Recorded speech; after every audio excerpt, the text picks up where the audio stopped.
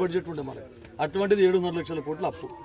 కాబట్టి మనం జర్ర కష్టమవుతుంది, కష్టమైనా సరే కానీ మనం మళ్ళా పట్టి మీదకి వస్తాం, మళ్ళీ ముంగడికి పోతాం, మన ఆర్థిక వ్యవస్థ మెరుగుపడుతుంది.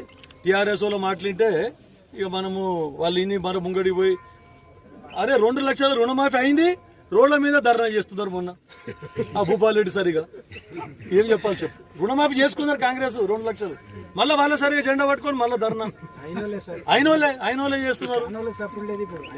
చెప్తున్నా ఇప్పుడు రుణమాఫీ అయినోళ్ళేమో, రుణమాఫీ కానివాళ్ళేమో మాకు రాలేదు సార్ రుణమాఫీ, రుణమాఫీ అయినోళ్ళేమో రైతు బంధు రాలేదు సార్. ఇద్దరు రాలేదనే, వచ్చిందని ఒక్కరు కూడా చెప్తలేరు, వచ్చింది ఒక్కరు చెప్తలేరు, ఇద్దరు కూడా రాలేదే సార్ మాకని చెప్తున్నారు. కాబట్టి అర్థం ప్రతిదీ మనం కూడా కార్యకర్తలు అందరం అందరికి ప్రజలకు తీసుకొని పోవాలని చెప్పేసి చాలా టైం అయింది.